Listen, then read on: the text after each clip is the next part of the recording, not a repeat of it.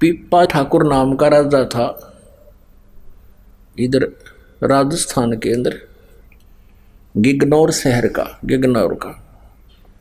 वो दुर्गा का पुजारी था और उसको दुर्गा जी जो है साक्षात दर्शन देती थी। और एक दिन रामानंद जी चले गए उधर, क्योंकि रामानंद जी को परमेश्वर कबीर जी के ज्ञान का परिचय हो गया था और परमेश्वर ने कहा था कि आपकी बहुत महिमा है, आम व्यक्ति आपकी बातों पर विश्वास करते हैं और आप महर्षि प्रसिद्ध हो, आप दास ने जो ज्ञान दिया है इसका प्रचार करो। वो परिचित भी हो गए थे, परमात्मा को देख भी चुके थे सतलोक में रामानंद जी कबीर जी को। एक दिन रामानंद जी ऐसे फिर प्रचार के लिए जाने लगे हैं। रामानंद जी उसी शहर में चले गए, राजा के यहाँ रुक के। राजा बड़ा धार्मिक था। उस दिन कथा सुनाई रामानंद जी ने, जो परमात्मा कबीर देव जी ने, परमेश्वर जी ने उनको बता रखा था, वो ज्ञान सुनाया सारा। तो पीपा जी ने कहा कि महात्मा जी आपकी बात मुझे जची नहीं कि दुर्गा से ऊपर भी कोई शक्ति है। तो रामानंद जी ने कहा कि आप अपनी देवी से पूछ लेना। अब उसने एक विशेष अनुष्ठान किया करता था, जब उसको दर्शन देती थी विशेष अनुष्ठान करवाया, दुर्गा प्रकट हुई। दुर्गा से पूछा कि माता कोई और भी शक्ति है? तो ये देव जो होते हैं झूठ नहीं बोला करते हैं। उन्होंने कहा कि हाँ भाई और शक्ति है, पर वह तुझे मिला को नहीं, तुझे वो दर्शन नहीं देगी। अब पीपा का खटक गया बात है, भाई दर्शन वो क्या सारा काम होगा। अब क्या किया रामानंद जी ने, फिर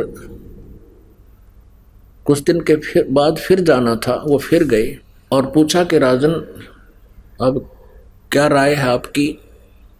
तब पीपा जी ने कहा महाराज जी जो बात आप कह रहे थे वह सच्ची है सारी, दुर्गा से मैंने पूछ लिया, अब मैं तो आपके साथ चलूंगा। परमात्मा ने सोची कि राजा आदमी भाई और यहाँ मेरे साथ वो भी नहीं आइए तो आगे फिर कभी दुखी करेगा। तो उसको कहने लगा कि राजन ठीक है, आपको मैं फिर आऊँगा लेने के लिए, आप फिर आना। अब पीपा ने सोचा कि ये महाराज जी फिर आवेगा और मेरे कसकला गिरी करडी। कहने लगा महाराज जी मेरा तो पल पल भारी हो रहा है, मैं आपके साथ चलूंगा। बहुत समझाया कि राजन वहां जमीन पर सोना पड़ेगा, भूखी सूखी खानी पड़ेगी, अग मैं सब कुछ कर लूंगा। फिर उसने सोचा अकबर चल ठीक है, बोले तो त्याग दे, राज त्याग दिया। अब उनकी पत्नियां भी तैयार हो ली, 3 पत्नी थी पीपा ठाकुर के, 3 औरतें थी, तीनों तैयार हो ली कि हम भी चलेंगे आपके साथ। अब राजा बोला कि महाराज जी ये तो तीनों तैयार हो ली, यू सांग फिर नौका नू रह गया आगे, ये भक्ति करने देनी मेरे को। रामानंद जी कहने लगे काम कर, इनको न्यू कह दे कि अपने गहने और सब आभूषण हैं, अच्छे अच्छे कपड़े यहाँ छोड़ दो, एक तन पर जो कपड़ा पहन रखा है वो साथ ले ले, कह दे फिर कोई दिक्कत नहीं। उसने ऐसा ही कह दिया सबको। अब तीनों के पास राजा कहने लगा कि अपने आभूषण सब यहीं उतार दो, सिंगल कपड़े पहन लो, एक एक ड्रेस लेकर चलो मेरे साथ। 2 तो ये कहने लगी कि ना जेवर ना छोड़ दूँ मैं, आभूषण ना छोड़े, इतना सोना इतने बढ़िया हार हम ना चलते। फिर वो तीसरी का नाम सीता था। सीता ने सब आभूषण उतार कर वहीं रख दिए, सिंपल साड़ी पहन ली जो सिंपल सी, और वो तैयार हो ली। अब राजा वापस आया, गुरुजी बैठे थे अलग स्थान पर बाहर। कहने लगे गुरुदेव 2 आपत्ति तो टल गई, एक रहेगी वह तैयार हो ली। क्योंकि रामानंद जी को पता था कि स्त्री को अपने आभूषण जानते ही प्यारे हुआ करें, और जिन आभूषण भी त्याग दिए तो वो भक्ति में बाधक नहीं हो सकती, वो पुण्यात्मा है। और जब ये त्याग देंगी तो ठीक है, कोई दिक्कत को नहीं, फिर भक्ति कर लेंगी। और जब यह आभूषणा की चपटी है तो वहाँ पार पड़े को नहीं। आभूषणों की चपकी रहेंगी तो ये भक्ति की योग्य नहीं है।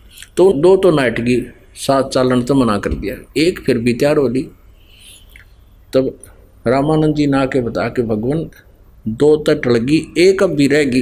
रामानंद जी कहने लगे मैं चलता हूँ तेरे साथ। रामानंद जी ने कहा कि बेटी ये देखो हमारे साथ चलेगी, वहाँ 100 तरह के व्यक्ति होते हैं, कोई बुरा कहेगा, कोई भला कहेगा, बदतमीजी करेंगे, आप यहीं रहो। अक नहीं महाराज जी, मुझे भी आत्म कल्याण कराना है। तो रामानंद जी कहने लगे बेटी हमारे साथ चलना है तो कति नी वस्त्र होकर चलेगी। अब सीता बोली जी ठीक है। जब वो साड़ी लागी उतारन, कब लो, तब कहने लगे बेटा बस बस बस।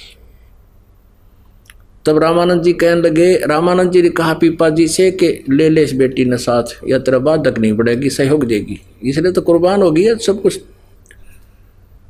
और लोक लाज मर्याद जगत की तरण जो तोड़ बगावे, जब कोई राम भगत गत पावे।